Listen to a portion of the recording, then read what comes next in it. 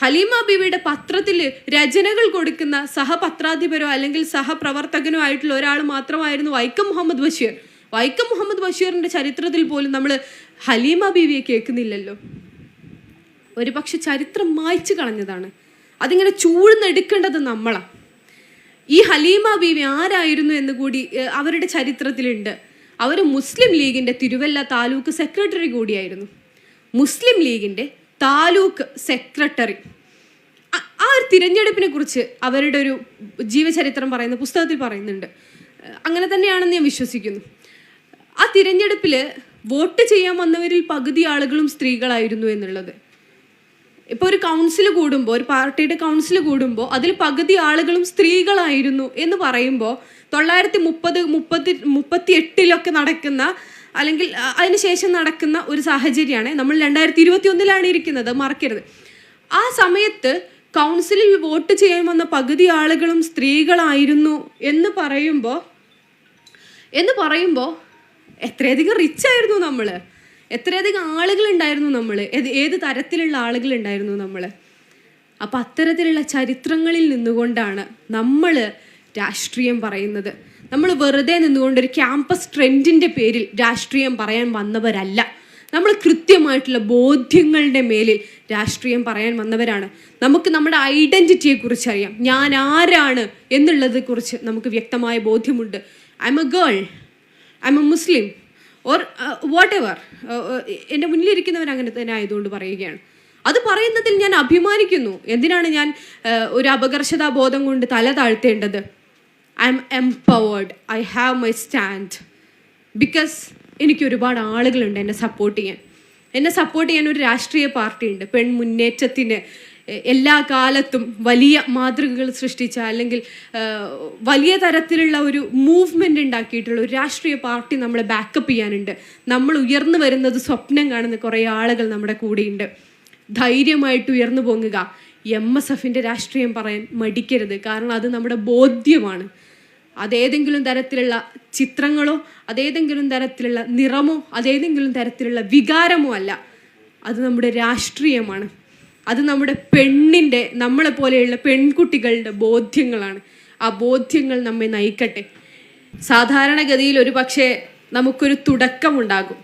ഞാൻ ഒടുക്കത്തിൽ നിന്ന് തുടങ്ങാൻ ആഗ്രഹിക്കുന്നു. ഈ പരിപാടിക്ക് നന്ദി പറഞ്ഞുകൊണ്ട് തുടങ്ങണമെന്നാണ് ഞാൻ ആഗ്രഹിക്കുന്നത്. അങ്ങനെ ചെയ്യാനാണ് മനസ്സ് പറയുന്നത്. മുസ്ലിം ലീഗ് എന്ന് പറയുന്ന രാഷ്ട്രീയ പ്രസ്ഥാനം കടന്നു വന്ന വഴികളിൽ നമ്മളെപ്പോലെയുള്ള പെൺകുട്ടികളെ സൃഷ്ടിക്കുന്നതിന് ആ പ്രസ്ഥാനം വഹിച്ചിട്ടുള്ള പങ്കിനെ കുറിച്ച് ഓർമ്മിപ്പിച്ചുകൊണ്ട് ഈ പരിപാടി ഉദ്ഘാടനം ചെയ്ത KPA മജീദ് സാഹിബിൻ്റെ വാക്കുകൾക്ക് നന്ദി. ഒരു പക്ഷേ ഒരു ആലങ്കാരിക പദവി മാത്രമായിട്ടുള്ള ഒരു ചടങ്ങിൻ്റെ അധ്യക്ഷ ഭാഷണവും സ്വാഗത ഭാഷണവും കണ്ടന്റ്ഫുള്ളാക്കിയ, അതിലുപരിയായിക്കൊണ്ട് ഞാൻ ഭയങ്കര സാറ്റിസ്ഫാക്ഷൻ കൊണ്ട് പറയുകയാണ്, CHൻ്റെ വാക്കുകളെ അനുസ്മരിപ്പിക്കും വിധം സ്വാഗത ഭാഷണം നടത്തിയ ഫെബിനയ്ക്കും ഹാദിയയ്ക്കും നന്ദി. ഫെബിനയുടെ വാക്കുകൾ ഞാൻ ഒന്നുകൂടി ആവർത്തിക്കുകയാണ്. ഇവിടെ നിന്നുകൊണ്ട് ഞാൻ കടന്നു വരുമ്പോൾ ആ പെൺകുട്ടി പറഞ്ഞുകൊണ്ടിരുന്നത് ഇതായിരുന്നു: ഒരുപാട് നേതാക്കന്മാരുണ്ടാകും, സംഘടനകൾ ഏതാവട്ടെ, ഒരുപാട് നേതാക്കന്മാരുണ്ടാകും. ഈ കാലത്ത് നമുക്ക് വേണ്ടത് ധാർമ്മിക ബോധമുള്ള ഒരു കൂട്ടം മനുഷ്യരെയാണെന്ന്. CH മുഹമ്മദ് കോയ സാഹിബ് ഹബീബ് റഹ്മാൻ MSFൻ്റെ അധ്യക്ഷനായിരിക്കുന്ന കാലത്ത് അദ്ദേഹത്തിൻ്റെ നേതൃത്വത്തിൽ നടത്തിയ MSFൻ്റെ ഒരു ക്യാമ്പ് ഉദ്ഘാടനം ചെയ്തുകൊണ്ടോ മറ്റോ സംസാരിച്ചതായി ഒരു പുസ്തകത്തിൽ ഇങ്ങനെ രേഖപ്പെടുത്തിയിട്ടുണ്ട്. അദ്ദേഹം പറയുന്ന വാക്കുകൾ ഇതുപോലെ തന്നെയാണ്. നേതാക്കന്മാർ ഒരുപാടുണ്ടാകും. നമുക്ക് വേണ്ടത് ഒരുപാട് നേതാക്കന്മാരോ ചിത്രങ്ങളോ അല്ല. നമുക്ക് വേണ്ടത് ധാർമ്മികതയുള്ള, പ്രവർത്തിക്കാൻ സന്നദ്ധതയുള്ള, അതിലുപരിയായിക്കൊണ്ട് വിശാലതയുള്ള, കരുണയുള്ള, രാഷ്ട്രീയ ബോധ്യമുള്ള പ്രവർത്തകരെയാണെന്ന്. ആ വാക്കുകളാണ് ഒരു പക്ഷേ അതിനെക്കുറിച്ച് നമ്മൾ ചർച്ച ചെയ്യുക പോലും ചെയ്യാതെ ഒരു പെൺകുട്ടി സ്വതന്ത്രമായിക്കൊണ്ട് ഈ വേദിയിൽ പറഞ്ഞു വെച്ച് തുടങ്ങിയത്. ഫെബിനയ്ക്കും ഹാദിയയ്ക്കും നന്ദി. അതിലുപരിയായിക്കൊണ്ട് ഒരു പരിപാടി സംഘടിപ്പിക്കാൻ, വേദി നിറക്കാൻ ആരെക്കൊണ്ടും പറ്റും. പക്ഷെ അത് ഭയങ്കര റിച്ച് ആയിട്ടുള്ളൊരു വേദിയായി തീരാൻ ആരാണോ കേൾക്കേണ്ടവർ, ആരാണോ ചർച്ച ചെയ്യേണ്ടവർ, ആരാണോ ഇതിനെക്കുറിച്ച് നിരന്തരമായി സംവദിക്കേണ്ടവർ, അത്തരത്തിലുള്ള പെൺകുട്ടികളെ കൊണ്ട് ഈ സദസ്സ് ധന്യമാക്കിയ, ഈ പരിപാടിയെ വളരെ റിച്ചാക്കി മാറ്റിയ MSFന്റെ തിരുരങ്ങാടി മുനിസിപ്പൽ കമ്മിറ്റിക്ക് നന്ദി. പ്രിയമുള്ളവരെ, നമ്മൾ ഏതൊരു തരത്തിലുള്ള വേദിയിലാണ് നിൽക്കുന്നത് എന്നുള്ള ബോധ്യത്തിൽ നിന്ന് വേണം സംസാരം തുടങ്ങാൻ. ഇത്രയും അധികം പെൺകുട്ടികളെ അഭിസംബോധന ചെയ്തുകൊണ്ട് ഒരു പക്ഷേ എനിക്ക് തോന്നുന്നു അവസാനത്തിൽ ഇരിക്കാൻ സീറ്റില്ലാത്ത വിധം നമ്മളിങ്ങനെ ബുദ്ധിമുട്ടുകയാണെന്ന്. ഇത്രയും അധികം പെൺകുട്ടികൾ ഇവിടെ ഇരുന്നു കൊണ്ട് ഒരു പക്ഷേ വേദിയിൽ ഇപ്പോൾ ഞാൻ മാത്രമായിക്കൊണ്ട് നമ്മൾ സംസാരിക്കുന്നത് പിറകിൽ എഴുതി വെച്ചിരിക്കുന്ന MSFനെ കുറിച്ച് തന്നെയാണ്. നമ്മൾ സംസാരിക്കുന്നത് മുസ്ലിം ലീഗ് രാഷ്ട്രീയത്തെക്കുറിച്ച് തന്നെയാണ്. അതോടൊപ്പം നമ്മൾ അടങ്ങുന്ന നമ്മുടെ സ്വത്വത്തെക്കുറിച്ച് കൂടിയാണ്, സ്ത്രീ രാഷ്ട്രീയത്തെക്കുറിച്ച് കൂടിയാണ്, നമ്മുടെയൊക്കെ ഐഡൻറ്റിറ്റിയെക്കുറിച്ച് കൂടിയാണ്. ഇന്ന് ഈ വേദിയിൽ പെൺകുട്ടികൾ മാത്രം ഇരിക്കുമ്പോൾ നമ്മൾ നിർബന്ധമായും സ്മരിക്കേണ്ട ചിലതുണ്ടെന്ന് തോന്നുന്നു. ഇരുട്ടിൽ നിന്ന് വെളിച്ചത്തിലേക്ക് നയിച്ചവരെന്നുള്ളൊരു വിഷയമാണ് എന്നോട് സംസാരിക്കാൻ പറഞ്ഞത്. ഞാനിങ്ങനെ ഓർക്കുകയായിരുന്നു, നമ്മൾ ആരെയൊക്കെ കുറിച്ചാണ് പറയുക? അന്ധകാരത്തിൽ മൂടിക്കിടന്നൊരു സമയം നമുക്കുണ്ടായിരുന്നു. അതേത് സമയമെന്ന് ചോദിച്ചാൽ ഇന്ന കാലയളവ് മുതൽ ഇന്ന കാലയളവ് വരെ എന്ന് പറയാൻ നമുക്ക് ബുദ്ധിമുട്ടാണ്. ഒരുപാട് കാലങ്ങളായിക്കൊണ്ട് ഒരു പക്ഷേ ഇപ്പോഴും നമ്മൾ മാസ്ക്ഡ് ആണ്. നമ്മൾ വളരെയധികം പുരോഗമിച്ചു എന്ന് പറയുമ്പോഴും ഉള്ളിൽ ഇരുട്ട് പേറി നടക്കുന്ന ആളുകൾ തന്നെയാണ് നമ്മളൊക്കെയും. ഇരുട്ടിൽ നിന്ന് പക്ഷെ വെളിച്ചത്തിലേക്ക് നയിക്കാൻ ശ്രമിച്ച ഒരുപാട് ആളുകൾ നമ്മുടെ ഇടയിൽ ഉണ്ടായിട്ടുണ്ട്. ഭാഗ്യവശാൽ അഭിമാനബോധത്തോടു കൂടിയിട്ട് മുസ്ലിം ലീഗിൻ്റെ വേദിയിൽ നിന്നുകൊണ്ട് നമുക്കൊരുപാട് വെളിച്ചത്തിലേക്ക് നയിച്ചവരെ കുറിച്ച് പറയാൻ സാധിക്കും. നമ്മൾ പെൺകുട്ടികളാണല്ലോ. തിരൂരങ്ങാടി പോലെയുള്ള ചരിത്ര പ്രസിദ്ധമായിട്ടുള്ള ചരിത്രമുറങ്ങുന്ന മണ്ണിൽ നിന്നാണല്ലോ സംസാരിക്കുന്നത്. ഇന്ന് രാജ്യം മുഴുവൻ ഇന്ത്യ എന്ന് പറയുന്ന ഈ രാജ്യം മുഴുവൻ RSSന്റെ നേതൃത്വത്തിൽ അല്ലെങ്കിൽ ഹിന്ദുത്വ ശക്തികളുടെ നേതൃത്വത്തിലൊക്കെ വലിയ ക്യാമ്പയിൻ നടക്കുന്നുണ്ട്. ഇത് ഇന്നോ ഇന്നലെയോ തുടങ്ങിയ ക്യാമ്പയിൻ അല്ല. 1921 കുറിച്ചുള്ള ചർച്ചകളാണ് ക്യാമ്പയിനിൽ വിഷയമായി നടക്കുന്നത്. 1921 മാപ്പിള ലഹളയാണ് വലിയ അജണ്ടയായി ഉയർത്തിക്കൊണ്ടുവരുന്നത്. തുവ്വൂർ കിണറിലേക്ക് ചുരുങ്ങുന്ന ചരിത്രങ്ങളാണ് RSS സൃഷ്ടിച്ചുകൊണ്ടിരിക്കുന്നത്, BJP സർക്കാർ സൃഷ്ടിച്ചുകൊണ്ടിരിക്കുന്നത്. നമ്മൾ ഒരുപാട് ദിവസങ്ങളായി ചർച്ച ചെയ്തുവല്ലോ. 1921 സ്വാതന്ത്ര്യ സമര പോരാട്ടങ്ങൾക്ക് 100 വർഷം തികയുന്ന കൊല്ലത്തിലാണ് നമ്മൾ ജീവിക്കുന്നത്. 2021 100 വർഷങ്ങൾക്ക് മുൻപേ ഇവിടെ നടന്ന പോരാട്ടത്തെ ഇപ്പോഴും ഈ രാജ്യം ഭരിക്കുന്നവർ ഭയക്കുന്നുണ്ട്. 100 വർഷം മുൻപ് ഇവിടെ നടന്ന പോരാട്ടങ്ങൾക്ക് നേതൃത്വം നൽകിയവരെ ചരിത്രത്തിൽ നിന്ന് ഇല്ലായ്മ ചെയ്യാൻ പലരും ശ്രമിച്ചുകൊണ്ടിരിക്കുന്നുണ്ട്. പണ്ടൊരു കഥ വായിച്ചു, നിങ്ങളൊക്കെ വായിച്ചിട്ടുണ്ടോ? TD രാമകൃഷ്ണൻ്റെ സുഗന്ധി എന്ന ആണ്ടാൾ ദേവനായിക. നല്ല രസമുള്ളൊരു കഥയാണ്, ഒരു ചെറിയ നോവൽ. ആ കഥ വായിക്കുമ്പോൾ കഥയിൽ ശ്രീലങ്ക എന്ന് പറയുന്ന രാജ്യത്ത് അവിടെയുള്ള അധികാരത്തിലേറിയ അധികാരവർഗം ആ രാജ്യത്തിൻ്റെയൊക്കെ ചരിത്രങ്ങളെ മാറ്റിത്തിരുത്തി കുറിക്കാൻ വേണ്ടി ശ്രമിക്കുന്ന ഒരുപാട് കാര്യങ്ങളെക്കുറിച്ച് പറയുന്നുണ്ട്. അപ്പം നമ്മൾ കരുതും ഇത് ഭയങ്കര ഫാൻറ്റസി അല്ലേ, കഥയല്ലേ. കഥയുടെ എഴുത്തുകാരൻ ഏത് രൂപത്തിലും എഴുതാവുന്ന, സ്വതന്ത്രമായിട്ട് ചിത്രീകരിക്കാവുന്ന ഒന്നാണല്ലോ കഥ അല്ലെങ്കിൽ നോവൽ എന്ന് പറയുന്നത്. ചരിത്രത്തെ എഴുതി വെക്കുന്നതിന് കഥ എന്ന് പറയില്ല. എന്ന് വെച്ചാൽ അവിടെ നടന്നിട്ടുള്ള ഒരുപാട് പോരാട്ടങ്ങളെ വിസ്മൃതിയിലേക്ക് ആഴ്ത്താൻ വേണ്ടി ഭരണകൂടം നടത്തുന്ന ഭീതിതമായ ശ്രമങ്ങളും ആ ശ്രമങ്ങളെ പരാജയപ്പെടുത്താൻ വേണ്ടി ചിലർ നടത്തുന്ന ചെറിയ ശ്രമങ്ങളുമാണ് കഥ. അപ്പോൾ കഥ വായിക്കുമ്പോൾ നമുക്ക് തോന്നും ഇത് ചെറിയ കാര്യമല്ലേ. പക്ഷെ ചരിത്രം പരിശോധിക്കുമ്പോൾ, ഇന്നേ വരെയുള്ള ചരിത്രം പരിശോധിക്കുമ്പോൾ, ഏകാധിപതികൾ അധികാരത്തിലേറിയ ഓരോ കാലത്തും അവർക്കനുകൂലമല്ലാത്ത ചരിത്രത്തെയൊക്കെ വളച്ചൊടിക്കാനും മായ്ച്ചു കളയാനും അവർ ശ്രമിച്ചിട്ടുണ്ട്. മായ്ച്ചു കളയുക എന്നുള്ളതൊരു വലിയ പ്രോസസ്സാണ്. നമ്മളിവിടെ ഇരിക്കുന്നുണ്ട്. ഇന്ന് 2021 ഇത്രയധികം മുസ്ലിം പെൺകുട്ടികൾ അടങ്ങുന്ന ഒരു ടീം തിരുരങ്ങാടിയിൽ ഈ ഒരു ബാങ്ക് ഓഡിറ്റോറിയത്തിൽ ഇരിക്കുന്നുണ്ട്. വർഷങ്ങൾക്ക് ശേഷം ഒരു പക്ഷേ നമ്മൾ ജീവിക്കുന്ന കാലത്തൊക്കെ ഭയങ്കര ബുദ്ധിമുട്ടാണ്. എങ്ങനെയായിരിക്കും ഇനി അടുത്ത ഭാവി എന്ന് പറയാൻ നമുക്ക് പ്രവചിക്കാനാവില്ല. സാങ്കേതികമായി നമ്മൾ വികസിച്ചാലും സാമൂഹികമായിട്ടൊക്കെ നമ്മൾ വളരെയധികം പുറകോട്ട് പോകുമോ എന്നുള്ള ഭയാശങ്കയിൽ തന്നെയാണ് നമ്മൾ ജീവിക്കുന്നത്.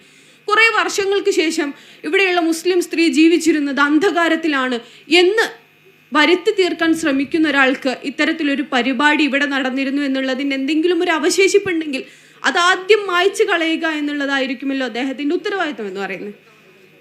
അതുപോലെ പണ്ടുള്ള കാലത്ത് ഉണ്ടായിരുന്ന അവർക്ക് അനുകൂലമല്ലാത്ത എല്ലാ ചരിത്രങ്ങളെയും മായ്ച്ചു കളയാൻ എല്ലാ കാലത്തും ഫാസിസ്റ്റുകൾ ശ്രമിച്ചിട്ടുണ്ട്. നമ്മൾ വെറുതെ എല്ലായ്പ്പോഴും ഹിറ്റ്ലറിനെ മാത്രം കോട്ട് ചെയ്ത് പോവേണ്ട ആവശ്യമൊന്നുമില്ല. അത് നമ്മുടെ ഇടയിലും നടക്കുന്നുണ്ട്. ഇന്ത്യ മഹാരാജ്യത്ത് ഇപ്പോൾ വളരെ വിസിബിൾ ആയിക്കൊണ്ട് അത് നടക്കുന്നുണ്ട്.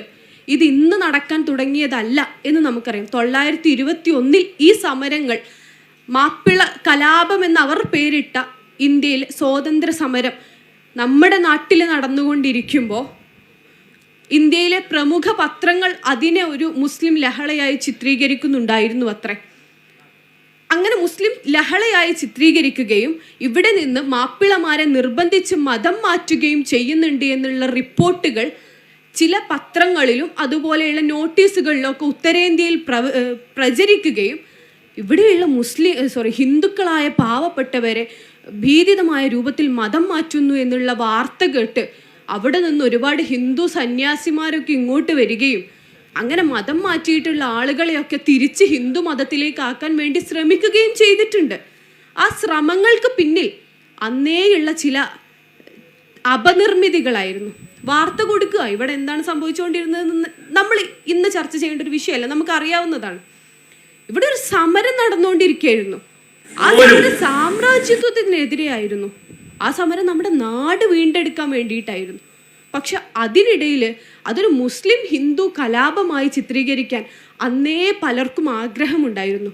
അതുകൊണ്ടാണ് അവിടെ നിന്ന് സന്യാസിമാരടങ്ങുന്ന ഒരു കൂട്ടം ആളുകൾ ഇവിടെ വന്നിട്ട് മുസ്ലിം മതത്തിലേക്ക് മതം മാറ്റപ്പെട്ട പാവപ്പെട്ടവരായ ഹിന്ദു സ്ത്രീകളെയും പുരുഷന്മാരെയും അതിൽ നിന്ന് മോചിപ്പിക്കാൻ വേണ്ടി ഒരു ശ്രമം നടത്തിയത്. ഒരു ചരിത്രകാരൻ ഇങ്ങനെ പറയുന്നത് എന്താണെന്ന് വെച്ചാൽ, അങ്ങനെ മതം മാറ്റപ്പെട്ട ചിലരുണ്ടായിരുന്നു. അത് നിർബന്ധിത പരിവർത്തനമാണോ എന്നുള്ളത് നമുക്ക് അന്വേഷിക്കാം. മതം മാറ്റപ്പെട്ട ചിലർ എന്ന് പറയുന്നത് ദളിതടക്കമുള്ള വളരെ മൈനോറിറ്റി ആയിട്ടുള്ള കമ്മ്യൂണിറ്റികളിൽ നിന്ന് മതം മാറ്റപ്പെട്ട പലരും അത്തരത്തിൽ പിന്നീട് ഹിന്ദു മതത്തിലേക്ക് പോവാൻ വിസമ്മതിച്ചു എന്ന തരത്തിലൊക്കെ ഇപ്പോൾ ചർച്ചകൾ നടന്നുകൊണ്ടിരിക്കുന്നുണ്ട്. കാരണം അവരനുഭവിച്ചു കൊണ്ടിരുന്ന ജാതീയതയെ അവർക്ക് നേരിടാൻ സാധിച്ചു എന്നുള്ളതാണ്. ഞാൻ ഇത്രയും പുറകിലേക്ക് പോയതിന് ക്ഷമിക്കുക. ഇവിടെ നമ്മുടെ ചരിത്രങ്ങളെ മായ്ച്ചു കളയാൻ ശ്രമിക്കുന്ന കാലമാണ്. ചരിത്രമുറങ്ങുന്ന മണ്ണിൽ നിന്ന് സംസാരിക്കുന്നു എന്ന് പറയുമ്പോൾ ചരിത്രങ്ങളെ വീണ്ടെടുക്കേണ്ടത് നമ്മുടെ ആവശ്യമാണ്. ഇന്ന് ഒരു പക്ഷെ നമ്മൾ ഇരിക്കുന്ന ഈ വേദിയെ ഈ ക്യാമറ തിരിച്ചിട്ട് ഒരു പക്ഷെ നിങ്ങളിലേക്ക് ഫോക്കസ് ചെയ്താൽ ഇന്ന് ഇത് കാണുന്ന മുസ്ലിം ലീഗുകാരല്ലാത്ത ഒരു കൂട്ടം സമൂഹമുണ്ടായാൽ അല്ലെങ്കിൽ അവരിത് കാണുകയാണെങ്കിൽ അവരിപ്പോഴും പറയും, ഓഫ്, ഈ മുസ്ലിം പെൺകുട്ടികളൊക്കെ എന്തൊരു ദുരിതം അനുഭവിക്കുന്ന കുട്ടികളാണ്, ഇവർക്കിപ്പോഴും സ്വാതന്ത്ര്യമില്ല, ഇവർ മൂടുപടത്തിൽ നിന്ന് പുറത്തിറങ്ങിയിട്ടില്ല, ഇവർ അന്ധകാരത്തിൽ ജീവിച്ചുകൊണ്ടിരിക്കുകയാണ് എന്ന് ഇപ്പോഴും ഇങ്ങനെ ഭയങ്കരമായി പറഞ്ഞുകൊണ്ടിരിക്കുന്ന ആളുകളുണ്ട്. ഈ സദസ്സ് കണ്ടാലും ഒരു പറയും, ഇവരെന്തോ ഒരു ഭീകരവാദ പ്രവർത്തനം നടത്താൻ വേണ്ടിയിട്ടൊക്കെ കൂട്ടിയിരിക്കുകയാണ് എന്നുള്ളത്. അത്തരത്തിൽ പറയുന്ന ആളുകൾ ഇപ്പോഴുമുണ്ട്, എല്ലാ കാലത്തും ഉണ്ടായിട്ടുണ്ട്. പക്ഷേ നമ്മൾ എത്തി നിൽക്കുന്ന പൊസിഷനെ കുറിച്ച് നമ്മൾ പറയണം. ഇന്ന് ഞാൻ സംസാരിക്കുന്ന ഇതേ ദിവസം ഇന്ന് രാവിലെ ഞാൻ ആദ്യം അറിഞ്ഞൊരു വാർത്ത, ഡൽഹി യൂണിവേഴ്സിറ്റിയിലെ MSFൻ്റെ പ്രസിഡൻ്റായിട്ടുള്ള, MSF എന്ന് പറയുന്ന വിദ്യാർത്ഥി സംഘടനയുടെ പ്രസിഡൻ്റായിട്ടുള്ള നിലവിൽ അൻസീന എന്ന് പറയുന്ന ഒരു പെൺകുട്ടിയുണ്ട്. കോഴിക്കോട്ടുകാരിയായ നമ്മുടെ സഹപ്രവർത്തകയാണ്. അൻസീന JMIയിൽ ജാമിയ മില്ലിയ യൂണിവേഴ്സിറ്റിയിലെ ഇൻ്റർനാഷണൽ റിലേഷൻ ആണെന്ന വിഷയം ഞാൻ വിശ്വസിക്കുന്നു. അതിനകത്ത് 1ാം റാങ്ക് നേടി നമ്മുടെ നാടിൻ്റെ അഭിമാനമായിരിക്കുകയാണ്. ഡൽഹി യൂണിവേഴ്സിറ്റിയിൽ ചെന്നുകൊണ്ട് ഈ രാജ്യത്തെ ഏറ്റവും മികച്ച വിദ്യാർത്ഥികൾ പഠിക്കുന്ന സർവകലാശാലയിൽ ഇരുന്നു കൊണ്ട് നമ്മൾ MSFൻ്റെ പ്രസിഡന്റ് 1ാം റാങ്കുകാരിയായിരിക്കുകയാണ്. 10ാം ക്ലാസ് ജയിക്കുന്ന ഒരു പെൺകുട്ടിയെ സ്വപ്നം കാണുന്നു എന്ന് പറഞ്ഞ CHൻ്റെ പിൻതലമുറയിൽ നിന്നാണ് ഡൽഹി യൂണിവേഴ്സിറ്റിയിലെ 1ാം റാങ്കുകാരിയുടെ വാർത്ത കേട്ട് നമുക്ക് ഉണരാൻ സാധിക്കുന്നത്. നമ്മൾ എത്തി നിൽക്കുന്നത് അവിടെയാണ്. കോളേജിൽ പഠിക്കുന്ന, സ്കൂളുകളിൽ +1 +2 ക്ലാസ്സുകളിൽ പഠിക്കുന്ന വിദ്യാർത്ഥിനികളാണല്ലോ എൻ്റെ മുന്നിലിരിക്കുന്നത്. എനിക്ക് ഉറപ്പുണ്ട് നിങ്ങളുടെ ജീവിതത്തെക്കുറിച്ച് നിങ്ങൾക്ക് കൃത്യമായ ബോധ്യങ്ങൾ ഉണ്ടായിരിക്കും. നിങ്ങളുടെ ഭാവിയെക്കുറിച്ച് നിങ്ങൾക്ക് കൃത്യമായ ബോധ്യങ്ങൾ ഉണ്ടായിരിക്കും. നിങ്ങളുടെ സ്വത്വത്തെക്കുറിച്ചും നിങ്ങളുടെ രാഷ്ട്രീയത്തെക്കുറിച്ചും നിങ്ങൾക്ക് കൃത്യമായ ബോധ്യങ്ങൾ ഉണ്ടായിരിക്കും. ആ ബോധ്യത്തിലേക്ക് വളർത്തുക എന്നുള്ള പ്രോസസ്സാണ് കഴിഞ്ഞ കാലങ്ങളിൽ മുസ്ലിം ലീഗ് എന്ന് പറയുന്ന രാഷ്ട്രീയ പാർട്ടി നിർവഹിച്ചിട്ടുള്ളത് എന്ന് എനിക്ക് അഭിമാനത്തോടെ പറയാൻ സാധിക്കും. കാരണം ബാഫക്കി തങ്ങളും CH മുഹമ്മദ് കോയ സാഹിബും സീതി സാഹിബും അടക്കം നേതൃത്വം നൽകി തുടങ്ങിയ ഒരു പ്രസ്ഥാനമാണിത്. ഇന്നും വളരെ വിഷണറി ആയിട്ടുള്ള ഒരുപാട് ആളുകൾ നയിച്ചുകൊണ്ടിരിക്കുന്ന പ്രസ്ഥാനം. എന്തുകൊണ്ടാണ് അവരുടെ പേര് ആവർത്തിക്കുന്നതെന്ന് ചോദിച്ചാൽ അതിന് കൃത്യമായ ഉത്തരമുണ്ട്. രാഷ്ട്രീയ പാർട്ടികൾ ഉണ്ടാക്കുമ്പോൾ അല്ലെങ്കിൽ ഒരു ഓർഗനൈസേഷൻ ഉണ്ടാക്കുമ്പോൾ ഒരു ഉദ്ദേശവുമായി ഒരു സാധനം തുടങ്ങുമ്പോൾ നമുക്കറിയില്ല ഇത് എത്ര കാലം അതിജീവിക്കുമെന്ന് പറയുന്നത്. മുസ്ലിം ലീഗ് എന്നുള്ള രാഷ്ട്രീയ പാർട്ടി ഇന്ത്യയിൽ ഉണ്ടാകുന്നത് എങ്ങനെയാണെന്ന് നിങ്ങൾക്ക് അറിയാമെന്ന് ഞാൻ വിശ്വസിക്കുക. പ്രത്യേകിച്ച് ഇന്ന് നമ്മൾ പറയുന്ന IUML എന്ന് പറയുന്ന ഇന്ത്യൻ യൂണിയൻ മുസ്ലിം ലീഗ്. ഇന്ത്യൻ യൂണിയൻ മുസ്ലിം ലീഗ് എന്നുള്ള രാഷ്ട്രീയ പാർട്ടി ഉണ്ടാവാൻ ഞാൻ സമയം അധികം എടുക്കുന്നില്ല എന്ന് വിശ്വസിക്കുന്നു. പെട്ടെന്ന് പറയാം. ഇന്ത്യൻ യൂണിയൻ മുസ്ലിം ലീഗ് എന്നുള്ള രാഷ്ട്രീയ പാർട്ടി ഉണ്ടാവാനുള്ള ഒരു കാരണമുണ്ട്. നമ്മൾ ഇന്ത്യ വിഭജിച്ച് നിൽക്കുന്ന സമയം മുസ്ലിങ്ങളെന്നും ഹിന്ദുക്കളെന്നും ഒക്കെ നമ്മളെ ഭീകരമായി സാമ്രാജ്യത്വം വിഭജിച്ച സമയം ഇതിനകത്ത് ഏതെങ്കിലും ഒരു രാഷ്ട്രീയ പാർട്ടിയോ അല്ലെങ്കിൽ ഏതെങ്കിലും ആളുകളോ അല്ല ഇതിനൊരു പങ്ക് വഹിച്ചിട്ടുള്ളത്. ഇതൊരു സാമ്രാജ്യത്വ മോഹമായിരുന്നു ഇവിടെയുള്ള ആളുകളെയൊക്കെ ഇങ്ങനെ രണ്ട് തട്ടിലാക്കുക എന്നുള്ളത്. പെണ്ണുങ്ങൾ മോശമാവുക, മുസ്ലിങ്ങൾ മോശമാവുക, ജാതിയിൽ അടിത്തട്ടിലുള്ളവർ മോശമാവുക എന്നൊക്കെ ഉള്ളത് ഒരു സാമ്രാജ്യത്വ ശക്തിയുടെ ആഗ്രഹങ്ങളായിരുന്നു. ആ സാമ്രാജ്യത്വ ശക്തിയുടെ ആഗ്രഹം സഫലീകരിച്ചെന്ന പോലെ ഹിന്ദുവും മുസൽമാനും രണ്ടാവുകയും അതിനുശേഷം ഒരു മുസ്ലിം പാകിസ്ഥാൻ എന്നുള്ള രൂപത്തിൽ ഉണ്ടാവുകയും അതങ്ങനെയാണോ എന്നുള്ളത് ചോദ്യമാണ്. പക്ഷെ അതിലുപരിയായിക്കൊണ്ട് അത്തരത്തിലൊരു ഒരു വേർഷൻ ഉണ്ടാക്കുകയും അങ്ങനെ മനുഷ്യരെ തമ്മിൽ വിഭജിക്കുകയും ചെയ്ത സമയത്ത് ഒരു ഹിമാലയൻ ടാസ്ക് ഏറ്റെടുക്കുകയാണ് കുറച്ച് മനുഷ്യന്മാർ. അതിനു മുൻപുണ്ടായിരുന്ന മുസ്ലിം ലീഗ് എന്ന് പറയുന്ന രാഷ്ട്രീയ പാർട്ടി പിരിച്ചുവിട്ടല്ലോ. പിന്നീട് നിലനിൽക്കുന്ന ഇന്ത്യയിൽ ഇന്ന് നമ്മൾ കാണുന്ന ഇന്ത്യൻ യൂണിയനിൽ നമുക്കൊരു രാഷ്ട്രീയ പാർട്ടി വേണം. ആ രാഷ്ട്രീയ പാർട്ടി എന്ന് പറയുന്നത് ഇവിടെയുള്ള ഏറ്റവും അടിത്തട്ടിലുള്ള മനുഷ്യന്മാരെ അഭിസംബോധന ചെയ്യാൻ കഴിയുന്ന രൂപത്തിലുള്ളതായിരിക്കണം. ഈ നാട്ടിൽ മനുഷ്യരെന്ന് പറയുന്ന ഒരേ തരത്തിലുള്ള ഒരുപാട് ആളുകളുണ്ടെങ്കിലും അവർ ജാതിയിൽപ്പെട്ടും മതത്തിൽപ്പെട്ടും അവർ ജെൻഡറിൽപ്പെട്ടും ഒക്കെ അവഗണന അനുഭവിച്ചുകൊണ്ടിരിക്കുകയാണ്. അത്തരത്തിലുള്ള മനുഷ്യന്മാരെ സംരക്ഷിക്കാൻ നമുക്കൊരു രാഷ്ട്രീയ പാർട്ടി വേണം. അതിനേതെങ്കിലും തരത്തിലുള്ള സന്നദ്ധ സംഘടന ഉണ്ടായാലും മതി. പക്ഷേ സന്നദ്ധ സംഘടന പോരാ, രാഷ്ട്രീയ പാർട്ടി വേണം. രാഷ്ട്രീയ പാർട്ടികളാണ് അല്ലെങ്കിൽ രാഷ്ട്രീയമാണ് ഈ രാജ്യത്തെ ആര് നയിക്കണമെന്ന് തീരുമാനിക്കുക, ഈ രാജ്യത്തിൻ്റെ നയങ്ങൾ രൂപീകരിക്കുക, ഇവിടെയുള്ള ജനങ്ങളുടെ ക്ഷേമ പ്രവർത്തനങ്ങൾക്ക് നേതൃത്വം നൽകുക. അതിന് മുസ്ലിം ലീഗ് എന്ന് പറയുന്ന രാഷ്ട്രീയ പാർട്ടി വേണമെന്ന് ഇസ്മായിൽ സാഹിബും അതുപോലെ തന്നെ നമ്മുടെ സീതി സാഹിബും ഒക്കെ ഒരു നിശ്ചയദാർഢ്യം എടുത്തതിൻ്റെ പേരിലാണ്, അല്ലെങ്കിൽ അങ്ങനെ ഒരു തീരുമാനം എടുത്തതിൻ്റെ പേരിലാണ് ലീഗ് ഉണ്ടാകുന്നത്. അങ്ങനെ ഒരു കാരണമുണ്ട് ലീഗ് എന്ന് പറയുന്ന രാഷ്ട്രീയ പാർട്ടി ഉണ്ടാവാൻ. നിങ്ങൾ കോളേജിൽ ചെല്ലുമ്പോൾ നിങ്ങൾ ആദ്യം കേൾക്കുന്നൊരു വാക്ക് MSFകാരിയല്ലേ? അതെ, MSFകാരിയാണ്. എന്തെന്നാണോ വർഗീയത പറയാൻ നാണയില്ലേ എന്ന് ചോദിക്കും. MSF എന്ന് പറഞ്ഞാൽ മുസ്ലിമാണ്, മുസ്ലിം എന്ന് പറഞ്ഞാൽ വർഗീയതയാണ് എന്ന് പറയുന്ന ആളുകളുടെ ഇടയിലേക്കാണ് നമ്മൾ രാഷ്ട്രീയം പറയുന്നത്. പക്ഷെ നമുക്ക് നമ്മളെ വേരറിയണം. വേരിതായിരുന്നു. വേര് മുസ്ലിം എന്ന് പറയുന്ന കമ്മ്യൂണിറ്റിയെ അഭിസംബോധന ചെയ്തുകൊണ്ട്, ഏറ്റവും മൈനോറിറ്റി ആയിട്ടുള്ള മുസ്ലിം എന്നുള്ള കമ്മ്യൂണിറ്റിയെ അഭിസംബോധന ചെയ്തുകൊണ്ട് മുസ്ലിമിനും ദളിതനും സ്ത്രീക്കുമൊക്കെ രാഷ്ട്രീയപരമായിട്ടുള്ള ഉയർച്ചയെ ഉറപ്പാക്കാൻ നമുക്കൊരു രാഷ്ട്രീയ പാർട്ടി വേണം. അധികാര പങ്കാളിത്തം ആവശ്യപ്പെടാൻ ഉതകും വിധത്തിലുള്ള ശക്തിയുള്ള രാഷ്ട്രീയ പാർട്ടി എന്നുള്ള തോന്നലിൽ നിന്നാണ്, എന്നുള്ള ബോധ്യത്തിൽ നിന്നാണ്, എന്നുള്ള തിരിച്ചറിവിൽ നിന്നാണ് ലീഗ് എന്നുള്ള രാഷ്ട്രീയ പാർട്ടി ഉണ്ടാകുന്നത്. MSF പിന്നെ എന്തിനാണ് പ്രവർത്തിക്കുന്നത്? MSF എന്നുള്ള രാഷ്ട്രീയ പാർട്ടി പ്രവർത്തിക്കുന്നത് അതേ ഉദ്ദേശത്തിനാണ്. ക്യാമ്പസുകളിൽ നമ്മൾ MSFന്റെ രാഷ്ട്രീയം പറയേണ്ടത് ആർക്ക് വേണ്ടിയാണ്? ക്യാമ്പസുകളിൽ നമ്മൾ MSFന്റെ രാഷ്ട്രീയം പറയേണ്ടത് ക്യാമ്പസിലെ പൊതുബോധം പുറത്താക്കുന്ന വിദ്യാർത്ഥികൾക്ക് വേണ്ടിയാണ്. ക്യാമ്പസിൽ നമ്മൾ MSFന്റെ രാഷ്ട്രീയം പറയുന്നത് അവഗണന അനുഭവിക്കുന്ന ഓരോ വിദ്യാർത്ഥിക്കും വേണ്ടിയാണ്.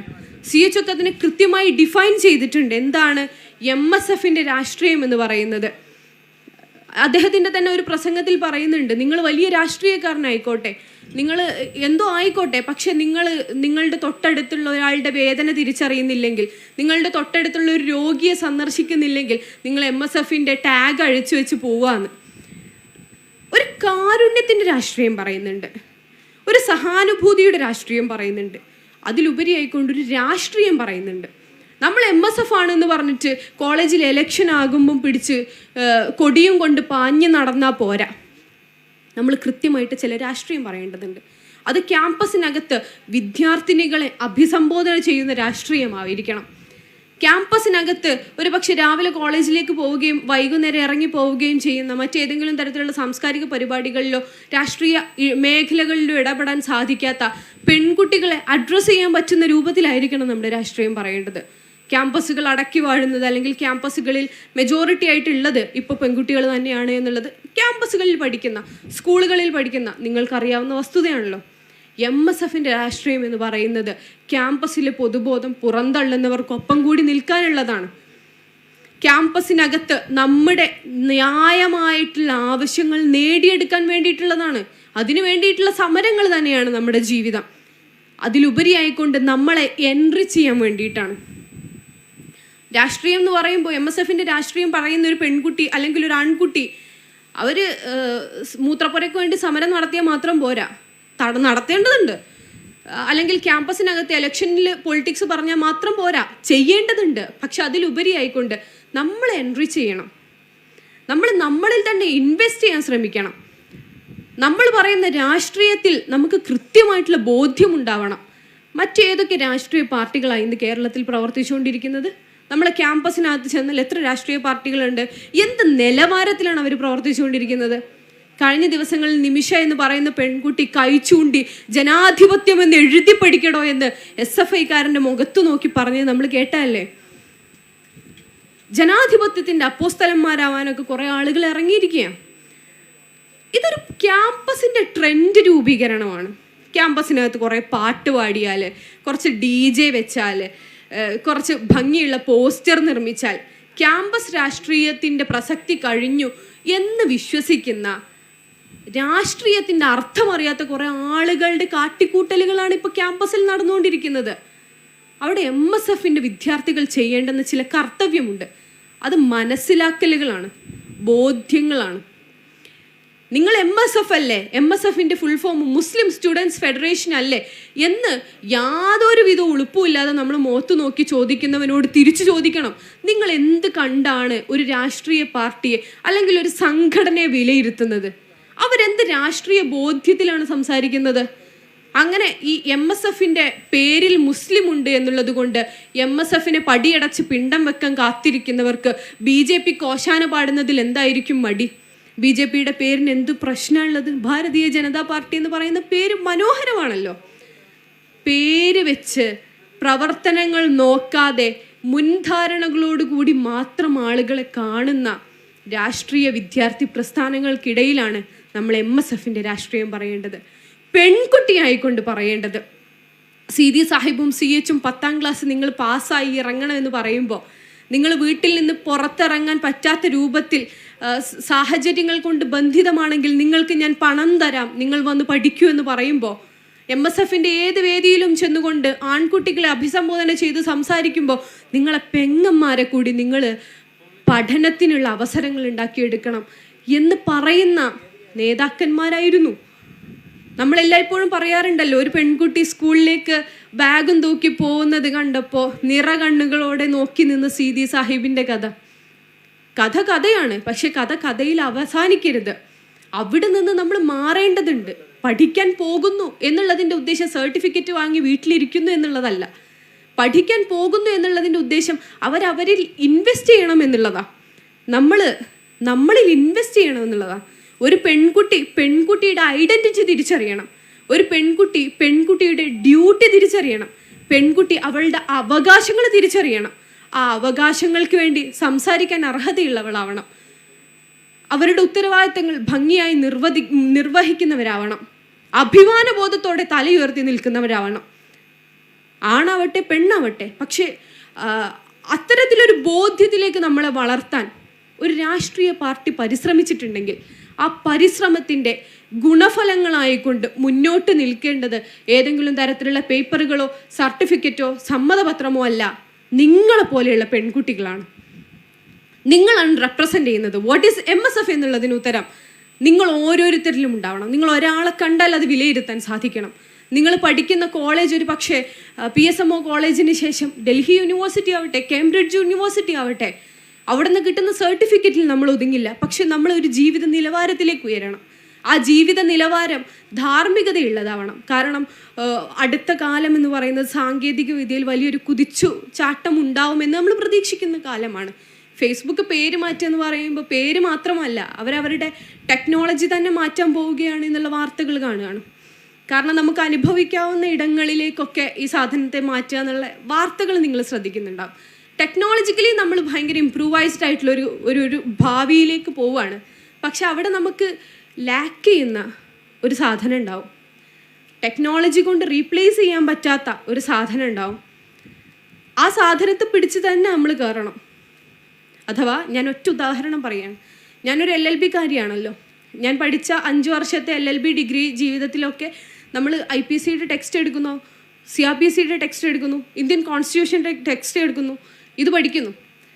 അടുത്ത കാലത്ത് ഇനി ഒരു ആൾക്ക് എന്തെങ്കിലും തരത്തിലുള്ള ലീഗൽ ഒപ്പീനിയൻ ചോദിക്കാൻ എന്നോട് ചോദിക്കണമെന്നില്ല. ഇപ്പോഴും ഫോണിൽ നോക്കിയാൽ മതി. വാട്ട് ഈസ് IPC 143 ഫോണിൽ നോക്കിയ സാധനം കിട്ടും. പിന്നെ ഒരു വക്കീലിൻ്റെ ആവശ്യമില്ലല്ലോ. പക്ഷെ വക്കീലിൻ്റെ ആവശ്യമുണ്ട്. അതെവിടെയാണ്? ഒരു ഡോക്ടറിൻ്റെ ആവശ്യമുണ്ട്. അതെവിടെയാണ്? അത് ഉണ്ടാക്കിയെടുക്കേണ്ടത് നമ്മളാണ്. അത് ഉണ്ടാക്കിയെടുക്കേണ്ടത് മെഷീൻ ഒരിക്കലും റീപ്ലേസ് ചെയ്യാൻ പറ്റാത്തൊരു കാര്യം വെച്ചിട്ടായിരിക്കണം. മെഷീനെ റീപ്ലേസ് ചെയ്യാൻ പറ്റാത്തത് മൂല്യത്തെയാണ്. മെഷീന് റീപ്ലേസ് ചെയ്യാൻ പറ്റാത്തത് മനുഷ്യത്വത്തെയാണ്. മെഷീന് റീപ്ലേസ് ചെയ്യാൻ പറ്റാത്തത് ബോധ്യങ്ങളെയാണ്. നമ്മൾ മനുഷ്യത്വമുള്ളവരാവണം. നമ്മൾ ബോധ്യങ്ങളുള്ളവരാവണം. അതേസമയം ടെക്നോളജിക്കലി അങ്ങനെ പോവുകയാണെങ്കിൽ തന്നെ രാഷ്ട്രീയപരമായി സാമൂഹ്യപരമായി നമ്മൾ അടിച്ചമർത്താൻ ശ്രമിച്ചുകൊണ്ടിരിക്കുകയാണ് കുറേ കൂട്ടരിപ്പോഴും.